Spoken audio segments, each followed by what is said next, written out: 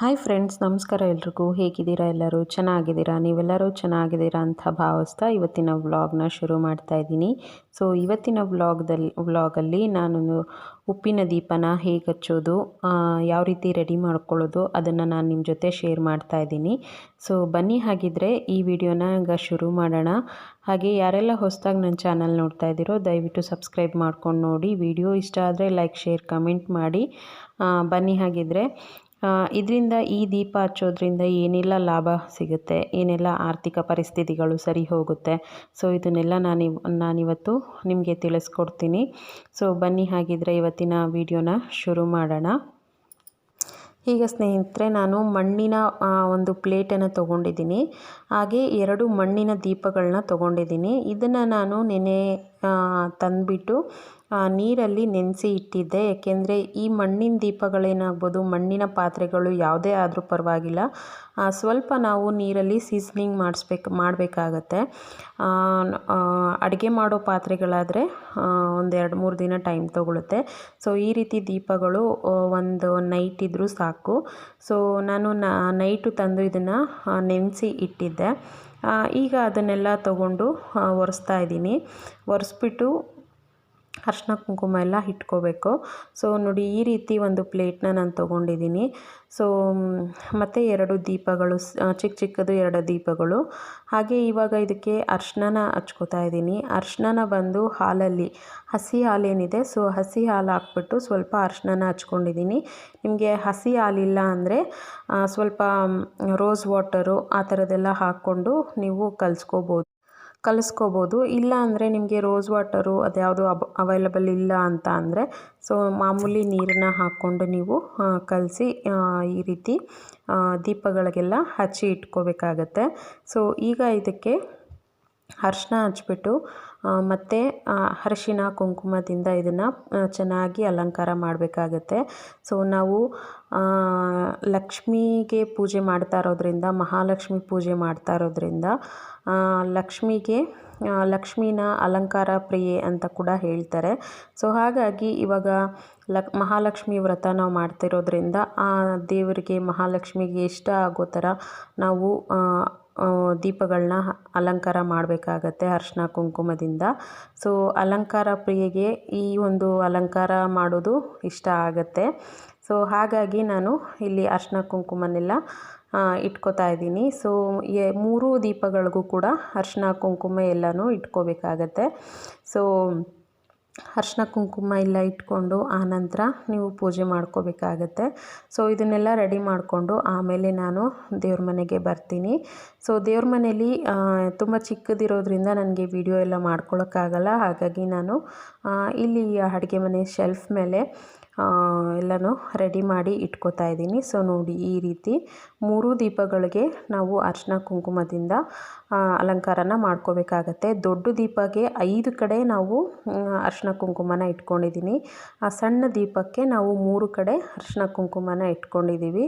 So ಈ ರೀತಿ ನೀವು ದೀಪಗಳನ್ನ ರೆಡಿ ಮಾಡ್ಕೋಬೇಕಾಗತ್ತೆ.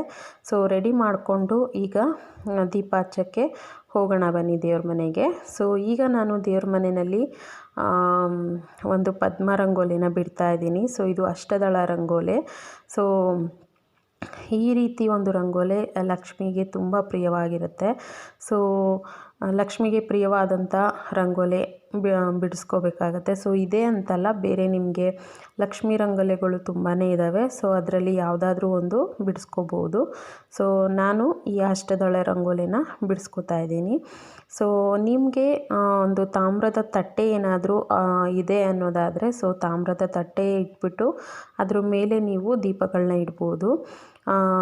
ಇಲ್ಲ ಅಂದರೆ ಪರವಾಗಿಲ್ಲ. ಸೊ ಈ ರೀತಿ ಒಂದು ಬಟ್ಟೆನ ಕೆಳಗಡೆ ಇಟ್ಬಿಟ್ಟು ಅದ್ರ ಮೇಲೆ ರಂಗೋಲಿ ಹಾಕಿ ಇಡ್ಬೋದು.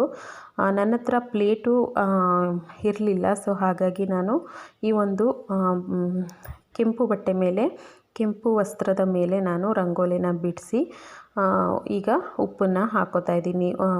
ದೊಡ್ಡದು ಪ್ಲೇಟ್ ಇತ್ತಲ್ವ, ಮಣ್ಣಿನ ಪ್ಲೇಟು, ಸೊ ಅದನ್ನು ಫಸ್ಟ್ ಇಟ್ಬಿಟ್ಟು ಅದಕ್ಕೆ ನಾನು ಉಪ್ಪನ್ನು ಹಾಕ್ಕೋತಾ ಇದ್ದೀನಿ. ಸೊ ನೀವು ಉಪ್ಪನ್ನು ಮನೇಲಿ ಬಳಸೋ ಅಂಥ ಯೂಸ್ ಮಾಡಿರೋ ಅಂಥ ಉಪ್ಪನ್ನು ಯಾವುದೇ ಕಾರಣಕ್ಕೂ ಬಳಸಬೇಡಿ. ಈ ದೀಪ ಹಚ್ಚೋಕ್ಕೆ ಅಂತಲೇ ಹೊಸ ಉಪ್ಪನ್ನು ನೀವು ತರಬೇಕಾಗತ್ತೆ. ಅದು ನಿಮ್ಮ ದುಡ್ಡಲ್ಲಿ ತರಬೇಕಾಗತ್ತೆ. ಸೊ ತಂದು ಹೊಸ ಪ್ಯಾಕೆಟು ನೀವು ದೇವ್ರ ಮನೆಯಲ್ಲೇ ಇಟ್ಕೊಳ್ಳಿ.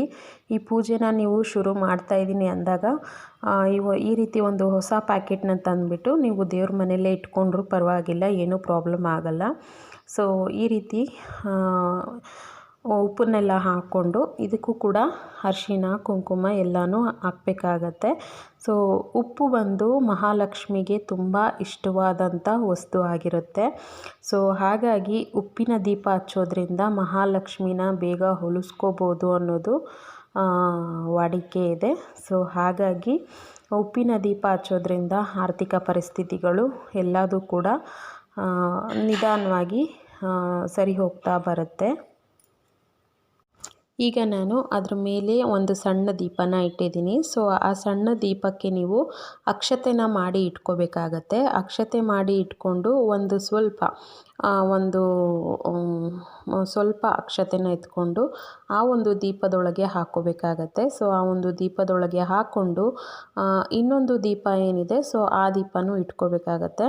ಸೊ ಆ ದೀಪ ಇಟ್ಕೊಂಡು ಇದಕ್ಕೆ ಬತ್ತಿನ ಹಾಕ್ಕೋಬೇಕು. ಸೊ ಬತ್ತಿ 2 ಬತ್ತಿನ ಹಾಕ್ಕೋಬೇಕು.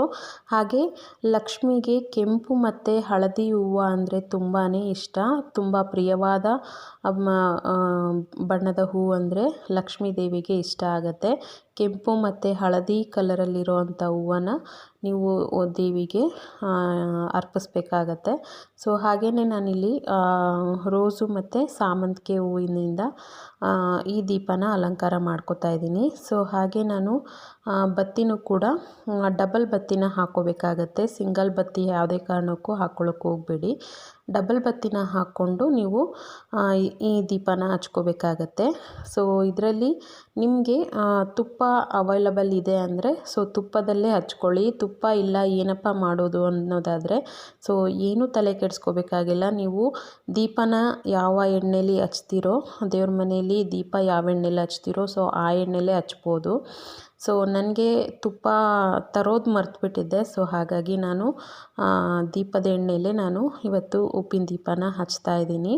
ಸೊ ಹಾಗೆಯೇ ಇದಕ್ಕೆ ನಾವು ಎಣ್ಣೆ ಹಾಕಿ ಇನ್ನೇನು ದೀಪ ಹಚ್ತಾ ಇದ್ದೀವಿ ಅಂದಾಗ ಫಸ್ಟು ದೀಪಗಳಿಗೆ ನಾವು ಸಂಕಲ್ಪ ಮಾಡ್ಕೋಬೇಕಾಗತ್ತೆ.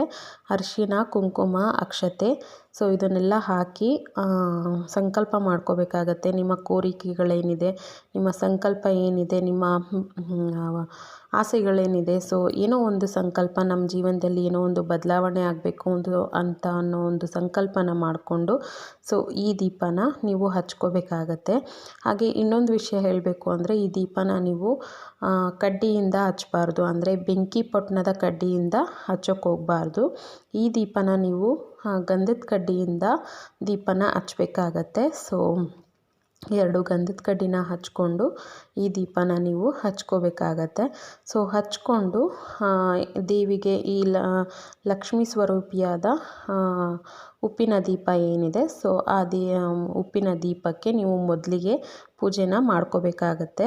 ಸೊ ಮೊದಲಿಗೆ ಅದಕ್ಕೆ ಪೂಜೆ ಮಾಡಿ ಆನಂತರ ನೀವು ನೈವೇದ್ಯ ಮಹಾಮಂಗಳಾರತಿ ಸೊ ಇದನ್ನೆಲ್ಲ ಮಾಡ್ಕೋಬೇಕಾಗತ್ತೆ. ಸೊ ಉಪ್ಪಿನ ದೀಪ ಬಂದು ಯಾವ ದಿಕ್ಕಿಗೆ ಹಚ್ಚಬೇಕು ಅನ್ನೋದಾದರೆ ಇದನ್ನು ಉತ್ತರ ದಿಕ್ಕಿಗೆ ಹಚ್ಚಬೇಕಾಗತ್ತೆ. ಉತ್ತರ ದಿಕ್ಕಿಗೆ ದೀಪ ಉರಿಯುವಂಥ ದೀಪ ಉತ್ತರ ದಿಕ್ಕಿಗೆ ಇರಬೇಕು. ಸೊ ಆ ರೀತಿ ನೋಡಿಕೊಂಡು ನೀವು ದೀಪನ ಹಚ್ಕೋಬೇಕಾಗತ್ತೆ. ಸೊ ನಾನಿಲ್ಲಿ ಉತ್ತರ ದಿಕ್ಕಿಗೆ ಮುಖ ಮಾಡಿ ದೀಪನ ಅಂಟಿಸಿದ್ದೀನಿ. ಸೊ ಅಂದರೆ ಲಕ್ಷ್ಮೀದೇವಿ ಫೋಟೋ ಇದ್ದರೆ ಲಕ್ಷ್ಮೀದೇವಿ ಫೋಟೋ ಹತ್ರನೂ ನೀವು ಇಡ್ಬೋದು. ನಮ್ಮ ಮನೆಯಲ್ಲೂ ಕೂಡ ಲಕ್ಷ್ಮೀದೇವಿ ಫೋಟೋ ಇದೆ. ಬಟ್ ನಾನು ಕಳಸ ಇಟ್ಟಿರೋದ್ರಿಂದ ಅದು ಕಾಣಿಸ್ತಾ ಇಲ್ಲ.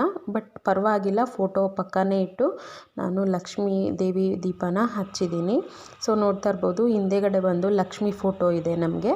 ಸೊ ಅದು ಕಳಸ ಇಟ್ಟಿರೋದ್ರಿಂದ ಸ್ವಲ್ಪ ಕಾಣಿಸ್ತಾ ಇಲ್ಲ ಅಷ್ಟೇ.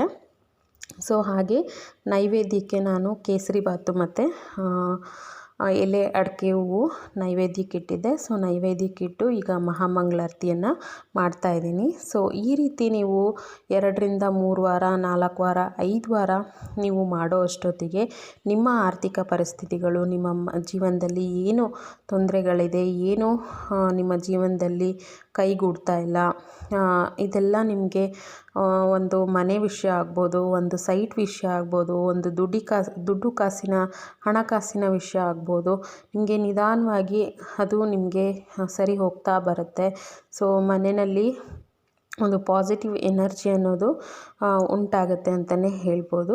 ಹಾಗೆ ಈ ಒಂದು ವ್ರತನ ಮಾಡಿದ್ಮೇಲೆ ನಾವು ಮಹಾಲಕ್ಷ್ಮಿ ವ್ರತದ ಬುಕ್ಕಲ್ಲಿರುವಂಥ ಸಹಸ್ರನಾಮನ ನಾವು ಹೇಳ್ಕೋಬೇಕಾಗತ್ತೆ. ಸೊ ಸಹಸ್ರನಾಮ ಹೇಳ್ಕೊಳ್ಳೋದ್ರಿಂದ ಲಕ್ಷ್ಮಿಯನ್ನು ನಾವು ಆಹ್ವಾನ ಮಾಡ್ಕೊಂಡಂಗೆ ಆಗುತ್ತೆ. ಸೊ ಲಕ್ಷ್ಮೀ ವ್ರತನ ನಾವು ಫುಲ್ಲಾಗಿ ಕಂಪ್ಲೀಟಾಗಿ ಮಾಡ್ಕೊಂಡಂಗೆ ಆಗುತ್ತೆ ಸ್ನೇಹಿತರೆ. ಸೊ ಹಾಗಿದ್ರೆ ಈ ವಿಡಿಯೋ ನಿಮಗೆ ಸ್ವಲ್ಪನಾದರೂ ಯೂಸ್ಫುಲ್ ಆಗಿದೆ ಅಂತ ಅಂದ್ಕೊಂಡಿದ್ದೀನಿ. ಸೊ ಈ ವಿಡಿಯೋ ನಿಮಗೆ ಸ್ವಲ್ಪನಾದರೂ ಇಷ್ಟ ಆದರೆ ದಯವಿಟ್ಟು ಲೈಕ್ ಮಾಡಿ, ಶೇರ್ ಮಾಡಿ, ಕಮೆಂಟ್ ಮಾಡಿ. ಹೊಸದಾಗಿ ಯಾರೆಲ್ಲ ನೋಡ್ತಾ ಇದ್ದೀರೋ ಸಬ್ಸ್ಕ್ರೈಬ್ ಮಾಡಿಕೊಂಡು ವಿಡಿಯೋನ ನೋಡಿ ಅಂತ ಕೇಳ್ಕೊತಾ ಇದ್ದೀನಿ ಸ್ನೇಹಿತರೆ. ಸೊ ಹಾಗಿದ್ರೆ ಈ ವಿಡಿಯೋನ ಇಲ್ಲಿಗೆ ಎಂಡ್ ಮಾಡ್ತೀನಿ. ಸೊ ಹಾಗಿದ್ರೆ ಬರಲಾ? ಬಾಯ್ ಸ್ನೇಹಿತರೆ, ಟೇಕ್ ಕೇರ್.